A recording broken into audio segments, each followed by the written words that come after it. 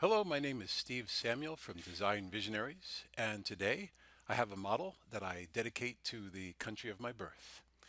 The United States, I believe, is a very great country. It has its challenges, and as far as I'm concerned, a partial solution to many of our problems is creativity, integrity, kindness, hard work. So, I dedicate this model to the United States of America. I love many other countries that I've visited all over the world. And so, in order to create this model, what I did was started with a raster image of the flag, and I sketched a box around it so that I could get the right proportions. Then I did a plane, a bounded plane with that box. And once I had the bounded plane, I sketched on top of uh, the flag image on that plane so that I get the ratios correct. And there's 13 bars, obviously. And then the star pattern was done by creating one star and doing a pattern with a stagger biased horizontally. And then I had to suppress the members that fell outside the box. So once I had the pattern, I did a subdivide on the face. It was a flat face, and I can show you that. Here we go. I'll say make current feature. So that's how it started. And when I subdivided the face, I was then able to put the colors on each segment. So I had that. Now, to get the shape to wave, I had to do a sinusoidal curve, and that sinusoidal curve was created with a law curve. Now, the law curve is a fantastic piece of engineering or programming, and it enables you to write down an equation and make a curve from that equation.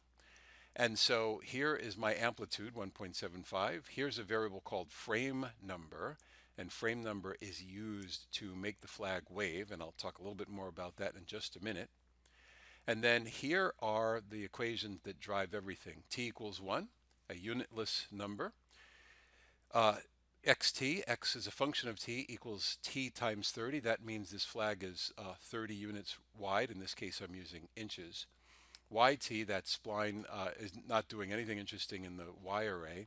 And Zt, that's the programming, if you will, that ensures that this thing has a sinusoid. So right here, Zt, I'm multiplying the amplitude by the sine, and in the parentheses, I've got t times 3 times 360. So there's 3 lobes, or 3 full sinusoid curves, periods, I should say.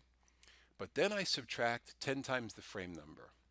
And the reason why I do that is because the frame number will increment 360 times, and there is a way of animating that frame number. The frame number keeps updating, and it gives you many, many steps that are incremented with the frame number.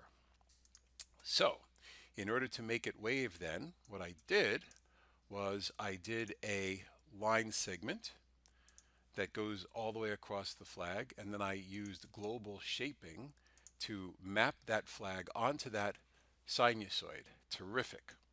So I was almost there. Then I did menu, view, visualization, and here it is, create animation. I've done other videos on this particular thing. It's really powerful, but it's a little difficult to understand every now and then. And so what you do is you go to parameters and you make sure that this little box is on, update expressions, and then it will update that frame number, and it will ensure that for every frame that is made, that frame number increments by 1. So it's incredibly powerful. And so, but it takes a long time, because it has to render each frame. So here is the result. With this animation tool, you can export an MPEG. So there you go. So that's the whole litany of things that I did to make this whole thing work. It was certainly a labor of love, and this kind of video it takes a little while. So if you would please subscribe and like and tell 1,000 of your friends about it. Certainly, the more of you subscribe, the easier it is to devote the resources to do it. I really appreciate it, though. Either way, these are a lot of fun, and thank you very much for the privilege of doing them and sharing them with you. I get a lot of great comments. I really appreciate the feedback. So have a wonderful day. Thanks.